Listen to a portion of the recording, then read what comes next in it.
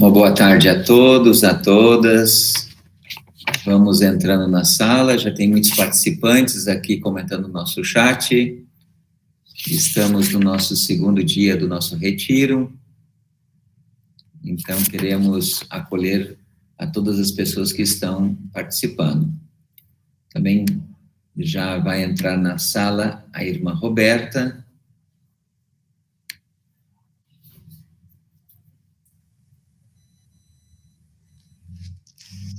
Boa tarde, irmã Roberta. Boa tarde, Padre Maurício. Como está?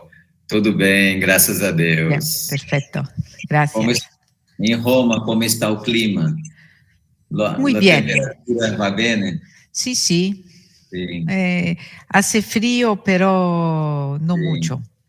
Sí, sí. É primavera, não é? Já é primavera. Sí, es primavera, pero hace frío. Ah, faz frio. Ok. Gracias. Estamos aguardando um pouco. Ainda temos 2 minutos para começar.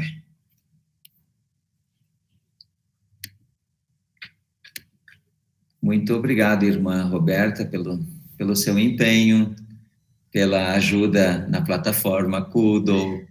Está dando tudo certo até agora, graças a Deus. Obrigado, gracias, Padre Maurício. A senhora vai falar em que idioma? Italiano?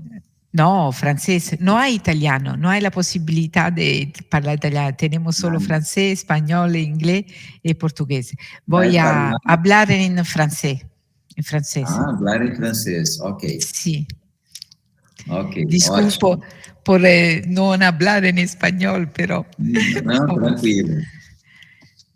En esta manera hay la traductora de español que puede trabajar más. Ok. E nós do Brasil vamos escutar em português também com a com a nossa tradutora. Perfeito. Ok.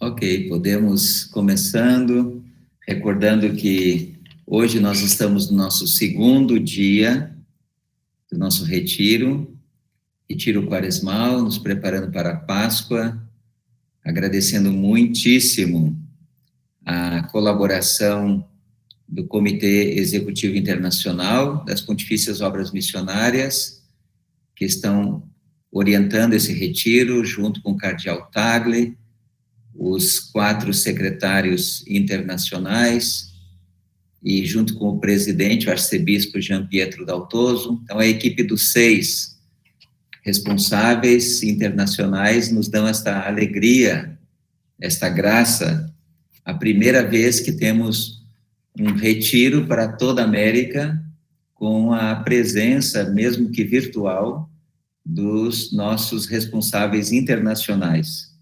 O tema desse retiro que estamos refletindo é o caminho de uma conversão missionária. O público específico que está participando do retiro são ministros ordenados, diáconos, padres e bispos, e a vida consagrada, masculina e feminina.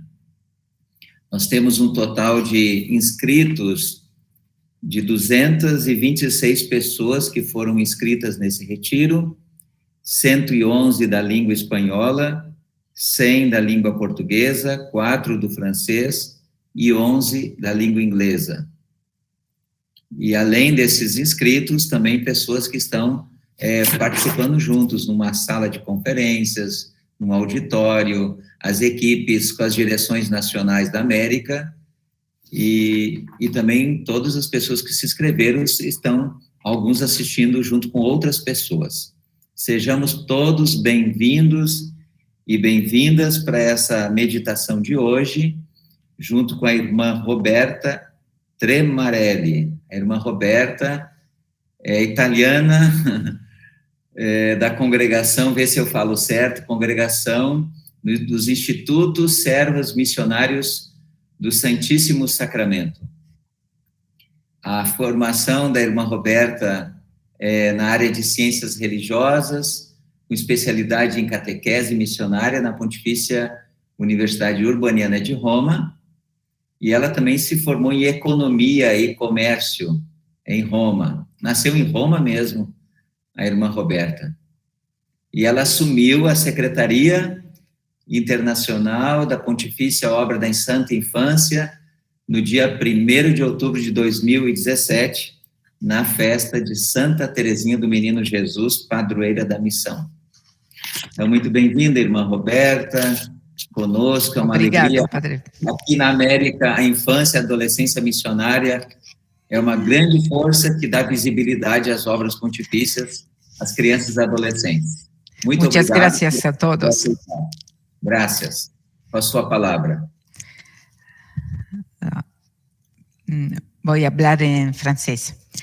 Je salue cordialement toutes les personnes présentes et je remercie les organisateurs de ces exercices spirituels. Je remercie aussi ceux qui m'ont précédé dans la méditation et ceux qui suivront. Aujourd'hui, nous commémorons l'anniversaire du martyre de Monseigneur Oscar Romero au Salvador. Prions maintenant pour tous ceux qui sont tués à cause de leur foi et pour la conversion des persécuteurs avec Na, je vous salue Marie. Je vous salue Marie, pleine de grâce, le Seigneur est avec vous. Vous êtes bénie entre toutes les femmes et Jésus, le fruit de vos entrailles, est béni.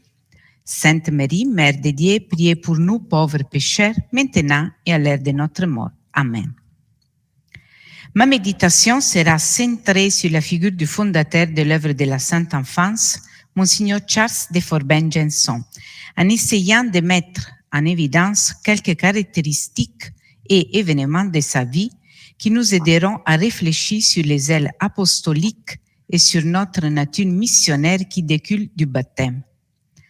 Le lendemain de sa mort, la Gazette du Midi annonçait le grand évêque qui a laissé partout des traces de son zèle, de son dévouement et de son inépuisable charité.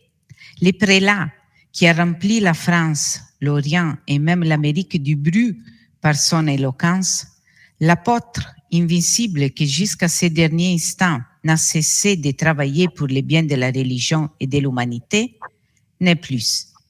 L'éloge funèbre de Monseigneur Charles de Forbin-Janson prononcé dans la cathédrale de Nancy par le père dominicain Lacordaire débutait par ces mots.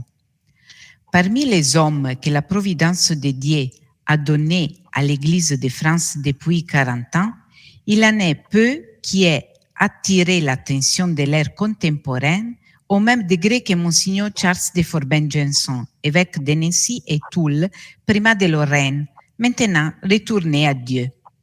Il en est peu surtout qui, avec des qualités de cœur aussi remarquables, avec le don d'une intelligence aussi vive, aient moins triomphé des obstacles de leur vie et moins placé leur personne et leur mémoire à l'abri des sentiments contraires. Sur les rivages de l'Asie, au bord plus lointain des fleuves de l'Amérique, il a vu des populations s'attacher à ses pas, s'enivrer de sa parole, l'appeler tout haut des noms les plus chers à l'homme. Il en a vu d'autres les repousser de leur scène et il est mort loin de son siège épiscopal après 14 années d'exil dans un âge prématuré. En effet, dans la cité de Nancy, il existait un groupe de gens hostiles à la religion.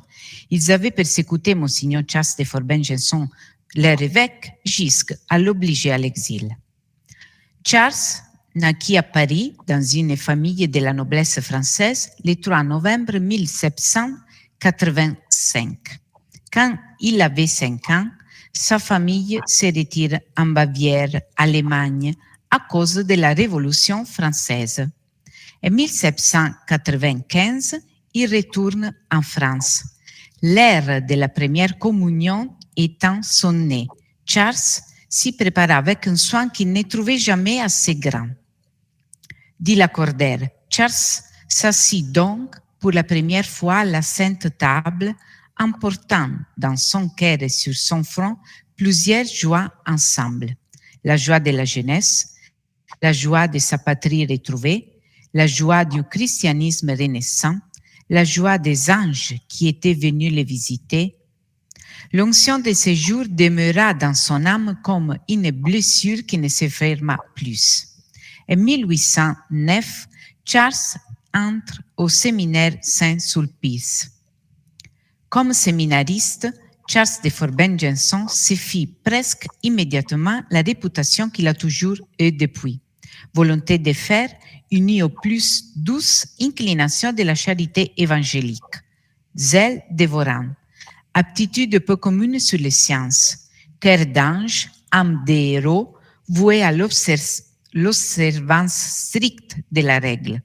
Il savait si bien, à l'égard de tous, chercher l'occasion de rendre quelques petits services et les moyens de les rendre avec grâce. Au mois de décembre de 1811, il est ordonné prêtre. Son rêve était celui de missionner en Chine. Ses fonctions l'amenant à s'occuper du rétablissement progressif du culte religieux en France, de la régénération de la France et de la religion. Sa vocation avait l'origine dans la déchristianisation de la France après la Révolution, les manques de prêtres et l'inadaptation d'une partie du clergé aux besoins du moment. D'un tempérament ardent, impétueux, Charles de Forbin-Janson voyait l'immensité de la tâche à accomplir et brûlait du désir de s'y donner tout entière. En entendant parler de l'apostolat missionnaire pendant des réunions dans la chapelle des missions étrangères de Paris, son zèle apostolique ne connaissait plus de bornes et il se voyait convertissant la Chine y portant la bonne nouvelle. Pour cela, pendant les récréations ou les promenades dans les séminaires, il essayait de gagner ses camarades à la cause missionnaire. Il avait même formé parmi les séminaristes un petit groupe qui se réunissaient au fond du jardin pour s'entretenir des missions et des âmes à sauver. Deux mots clés dans la vie et dans le cœur de Charles, mission et celui des âmes, auxquels nous pouvons ajouter sa prédilection pour les enfants. Pour évangéliser profondément les masses et empêcher que les jeunes soient contaminés par le mal, Charles, avec des autres prêtres, se donne avec tant d'ardeur aux missions populaires. En 1815, il donne sa première mission populaire. Avec ses confrères, il s'est livré d'une extrémité de la France à l'autre, avec un zèle apostolique extraordinaire et un style pur, élégant et rempli de chaleur. Son dévouement pour les âmes au cours de ses missions était immense, de nuit comme de jour, et s'étendant aux plus misérables comme aux plus grands. Sa charité n'avait pas de limites. Il aimait beaucoup voyager, mais l'utile plus que l'agréable guidait ses pas, c'est-à-dire qu'il était missionnaire en même temps que touriste. Après nommé évêque en juillet 1824, il poursuit avec toutes ses activités apostoliques pour faire refleurir la religion et avec les visites pastorales. Il s'occupait avec une ardeur infatigable de toutes les classes de la société et particulièrement de la jeunesse et des pauvres. Des courants d'idées surgirent alors au sujet de l'utilité et même de l'opportunité des missions populaires.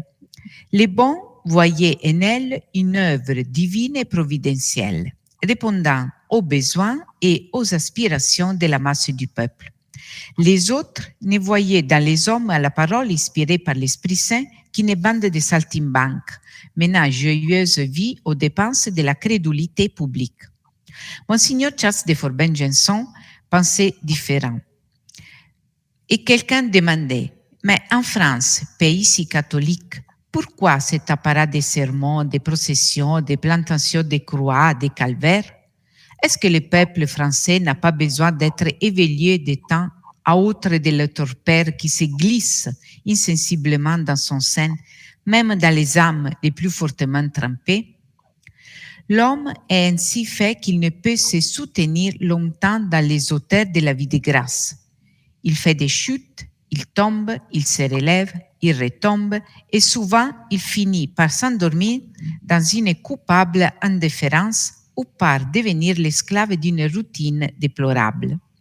Il importe donc de ressusciter sa foi et d'activer son zèle par des simulants appropriés.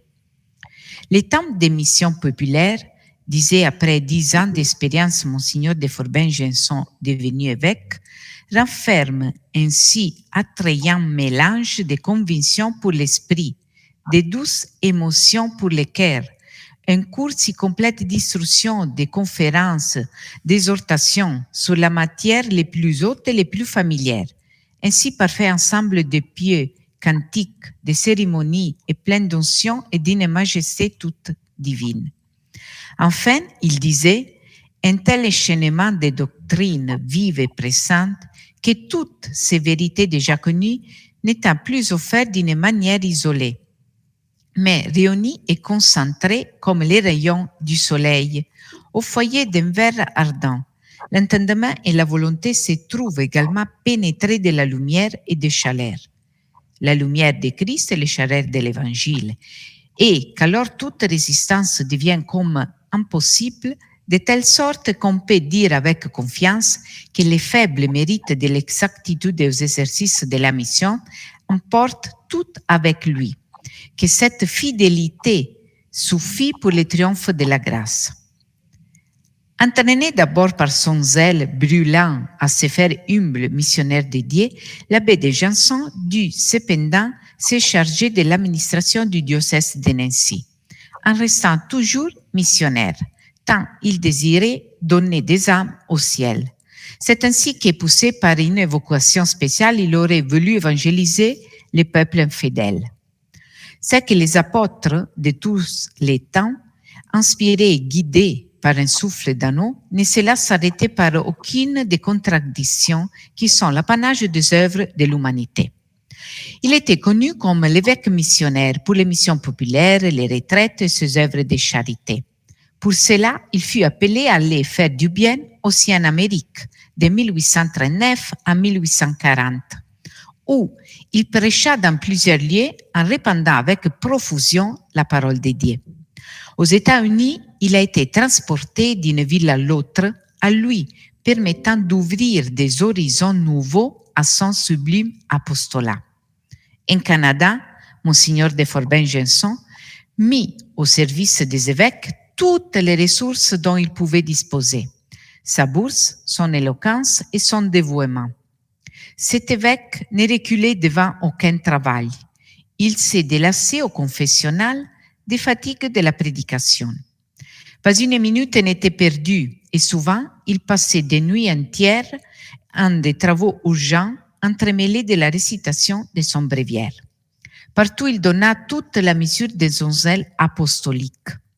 Il y prêcha durant la carême, donna des retraites aux paroisses ainsi qu'aux communautés religieuses, fonda plusieurs associations charitables, entre autres une société des dames pour venir au secours des malades de la fièvre jaune, une association de jeunes gens, etc.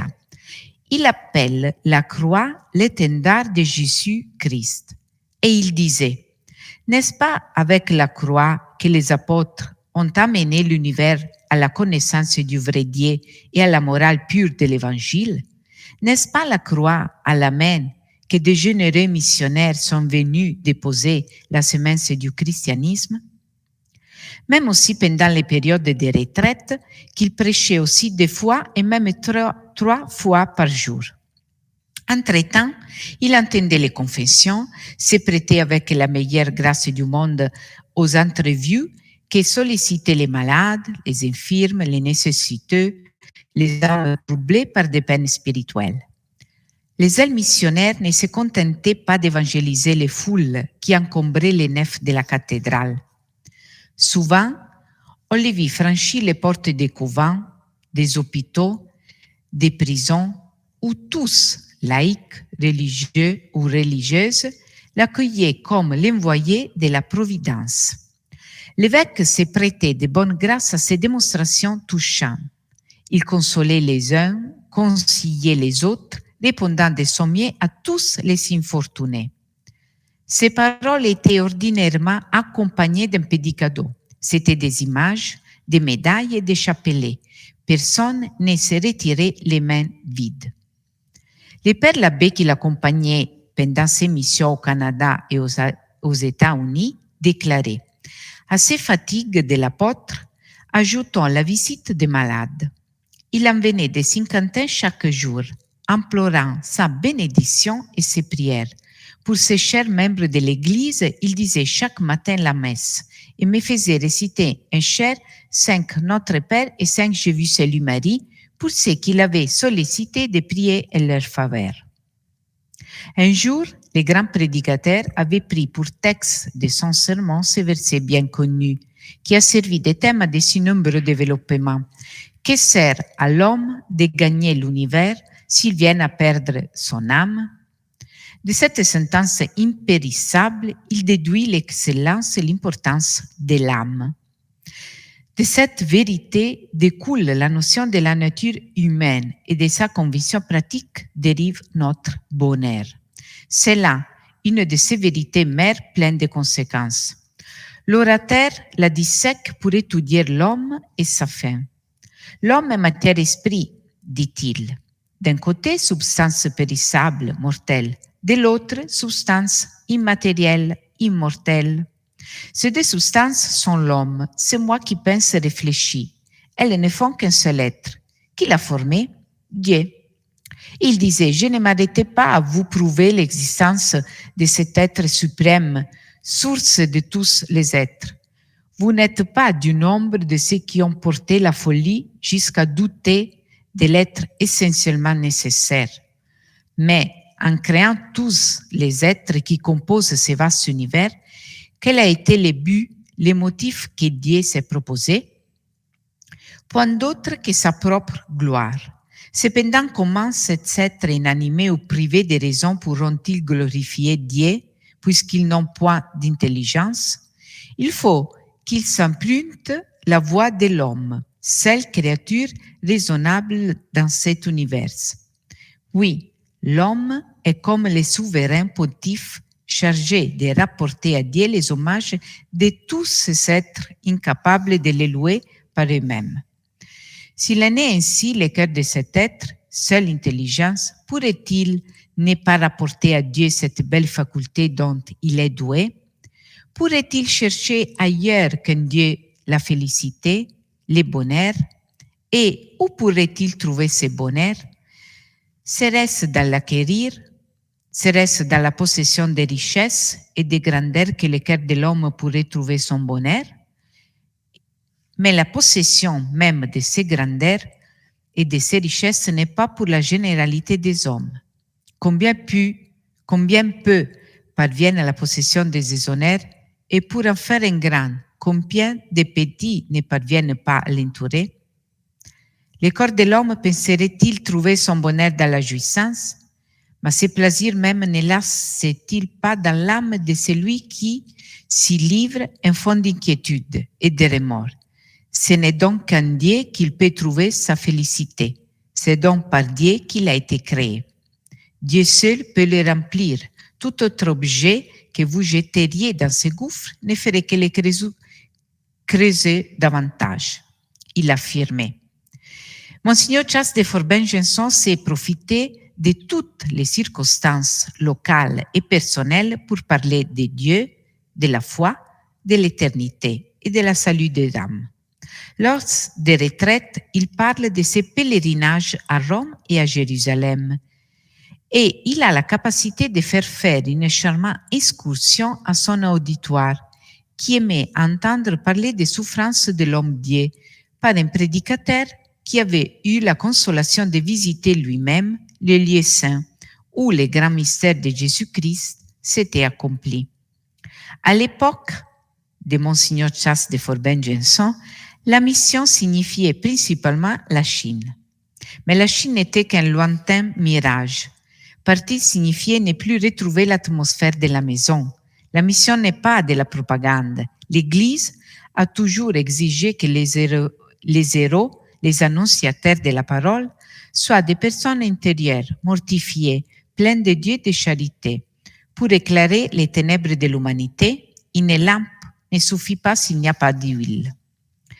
De ces jours de plomb présents sur l'Église de France, la première des libertés nécessaires à la religion, celle de l'enseignement catholique, n'existait pas.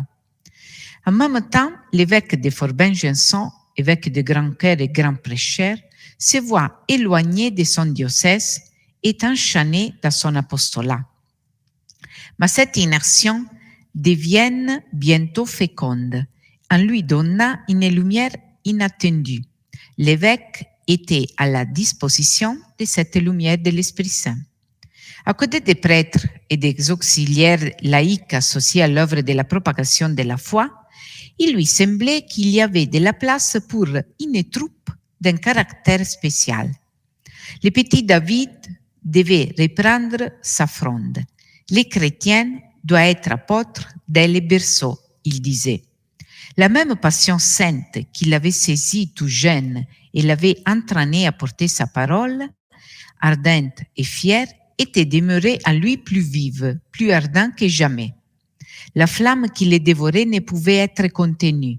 Il lui fallait éclairer et réchauffer des ardeurs toute âme qui l'approchait.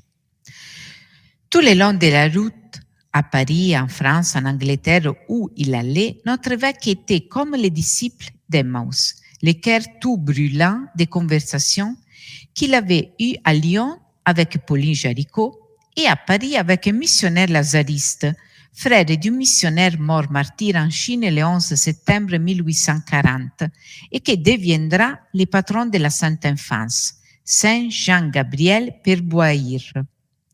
Il était le premier martyr de Chine et sera canonisé après par le pape Jean-Paul II. Le martyr disait « Je ne sais pas ce qui m'attend sur les chemins qui s'ouvrent devant moi, sans doute la croix, qui est le pain quotidien du missionnaire. Quoi de mieux que d'aller prêcher un Dieu crucifié ?» L'objet de Monseigneur Charles de Forbin-Janson dans la rencontre avec les frères était de les prier de recommander à son frère missionnaire l'affaire de l'œuvre qu'il s'est proposé de réaliser incessamment. Partout où il va, il parle de la Sainte Enfance. Il prêche beaucoup et bien que fatigué, il ne peut pas manquer les réunions de tous les évêques de la Belgique. Il remplit tous ses écouteurs de la sainte ardeur qu'il embrassait lui-même pour l'âme des enfants chinois, devenu l'objet constant et la perpétuelle préoccupation de son zèle. Pendant son séjour pour ses soins dans la maison de son frère, il avait eu la possibilité de sortir parfois en voiture en consacrant même alors à son œuvre tout le temps qu'il pouvait dérober à la sollicitude des siens.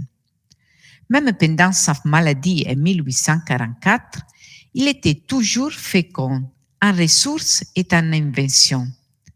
Afin de gagner aux missions les sympathies de ses visiteurs, il transformait ses salons en musées, en chapelles, en salles de conférences. De sa voix presque éteinte, l'évêque rappelait l'héroïsme des intrépides missionnaires. Au printemps, reprit sa propagande en faveur de l'œuvre, en prêchant devant nombreuses assemblées. Les efforts qu'il fit alors faillirent lui coûter la vie. Il disait « Je ne suis qu'un soldat et je n'ai que du zèle ». Sa foi vive l'avait fait renoncer au monde et à toutes les pompes d'une vie opulente et pleine d'attraits pour embrasser une vie de sacrifice. Attaché de plus profond du cœur à la Sainte Église romaine, il en proclame les dogmes opposés aux horaires de son temps. Son espérance fut éminente comme sa foi. En dépit des persécutions qui ont marqué la plus grande partie de sa carrière épiscopale, Monseigneur de Forbin-Gensons vécut dans une paix profonde, dans un abandon complet à la volonté de Dieu. Contrariétés, maladies, accidents de voyage, rien n'altérait cette paix qui assure la vie de la grâce dans nos âmes. Mais sa charité l'emportait encore sur toutes les autres vertus. Amour de Dieu et charité envers les prochains. Sans doute, Dieu était le but suprême de ses affections, mais son amour pour l'humanité en général lui fit entreprendre des œuvres qu'un zèle à toute épreuve peut seul mener à bonne fin. Les saluts des âmes, telle était son unique ambition. À retour de la foi que nous avons reçue de Dieu, nous contribuons à donner la foi à d'autres âmes. Cet amour du prochain s'est révélé chez lui dans ses relations sociales habituelles. D'un abord modeste et facile, les plus pauvres avaient accès auprès de lui. Comme notre Seigneur, il attirait à soi les petits-enfants, car il les aimait comme un père. C'est que dans la poitrine de ces grands prélats battait un cœur d'apôtre. Apôtre, il le fut toute sa vie. Et on pourrait dire que ce fut le résumé de tous ses actes. C'est l'apostolat qui, toute sa vie, avait dirigé ses regards vers ces pays lointains où beaucoup de missionnaires français étaient allés à la conquête des âmes infidèles et y recueillir les martyrs. Monseigneur Chas de Forbin-Gensons mourut sur la brèche, victime de son zèle apostolique, impétueux et missionnaire. Une suggestion, plus on se fera simple, plus on sera écouté. Maintenant, quelques demandes. Qu'est-ce que signifie un cœur missionnaire? Le cœur missionnaire ne connaît pas de frontières, c'est un cœur embrassé et par cela inquiet, désiré de réchauffer et enflammer les cœurs de ceux qui ne savent pas aimer, de ceux qui ne connaissent pas ou ignorent l'amour avec un A majuscule, qui cherchent ou offrent un faux bonheur où il n'existe rien d'autre que les ténèbres et la mort. Qu'est-ce qu'avoir un cœur missionnaire? Un cœur missionnaire est un cœur qui a reçu au plus intime de lui-même une bonne nouvelle qui l'a bouleversé de manière telle que sa vie en a été totalement transformée. Cette bonne nouvelle, c'est Jésus-Christ qui est vrai Dieu, fait homme, qui a ressuscité des morts et qui s'est manifesté à moi en me montrant son amour gratuit et inconditionnel. C'est pourquoi on peut affirmer qu'avoir un cœur missionnaire, c'est avoir un désir irrépréhensible d'annoncer la bonne nouvelle de Jésus-Christ à tous ceux et celles que nous rencontrons. Quels obstacles à surmonter pour avoir un cœur missionnaire et y être fidèle? Qu'est-ce qui peut nous empêcher d'avoir un cœur missionnaire et d'avoir ce désir d'annoncer la bonne nouvelle de Jésus-Christ? Les obstacles sont nombreux. Chacun peut avoir un ou des obstacles qui l'empêchent de partager la bonne nouvelle avec les autres. Il est alors important de prier l'Esprit Saint afin de les connaître, car les remèdes sont différents dépendamment de l'obstacle que nous rencontrons. Le premier obstacle majeur qui nous empêche d'avoir un cœur missionnaire, c'est celui de ne pas avoir été touché personnellement par l'amour de Dieu. En d'autres mots, c'est de ne pas avoir rencontré Jésus-Christ ressuscité vivant au milieu de nous. Comment vaincre cet obstacle? On ne peut donner des recettes miracles qui puissent répondre à toutes les situations, mais Jésus disait dans l'Évangile, « Demandez, on vous donnera. Cherchez, vous trouverez. Frappez, on vous ouvrira. » Ainsi, la chose la plus importante que nous devons faire si nous désirons vraiment faire la rencontre transformant avec Jésus ressuscité et avoir la joie contagieuse qu'elle suscite, c'est de prier du plus profond de notre cœur et de demander instamment la grâce d'être touché par l'amour de Dieu. Cette prière sera exaucée dans la mesure que nous désirons profondément rencontrer le Seigneur.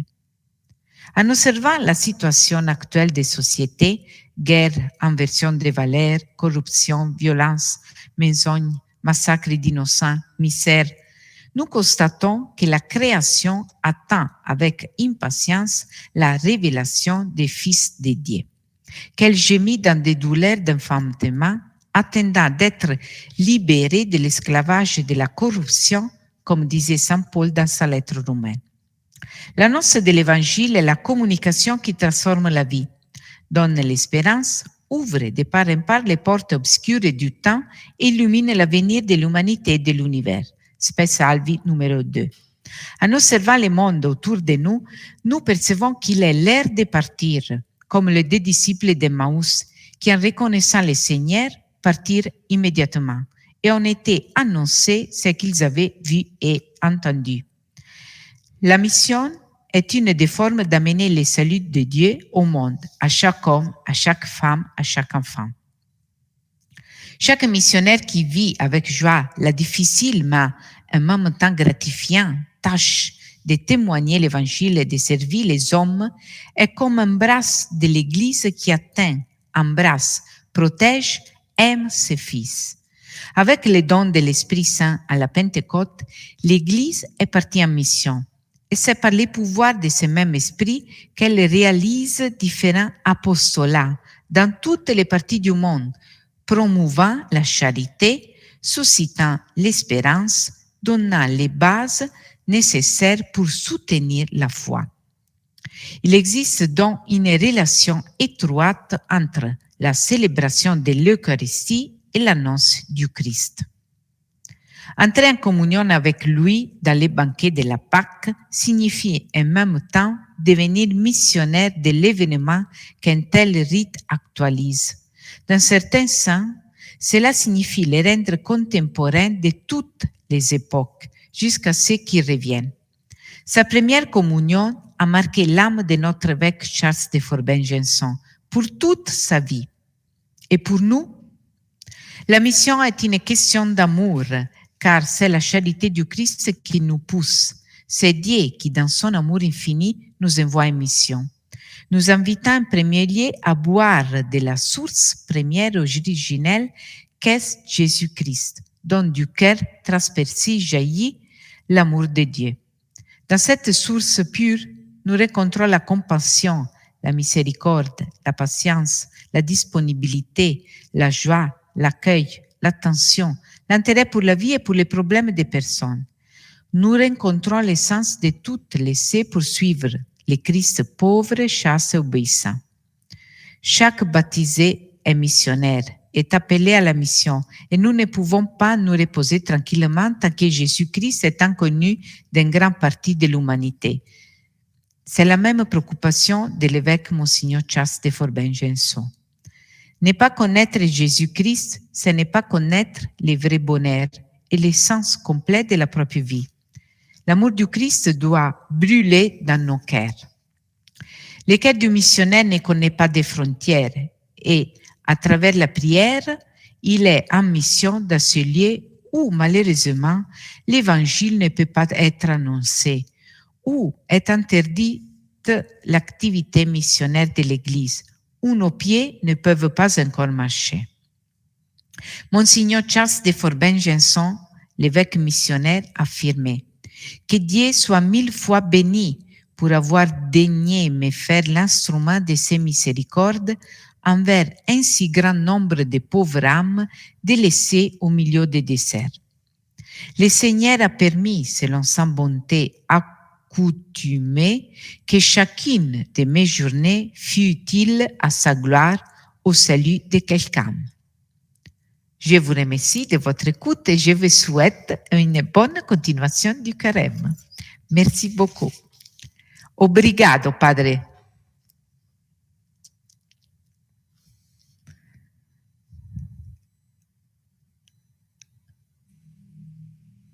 Nós que agradecemos, irmã Roberta, por esta linda reflexão que vai nos ajudar. E nós estamos observando em todas as colocações aquilo que a senhora acabou de falar, que a missão é um caso de amor.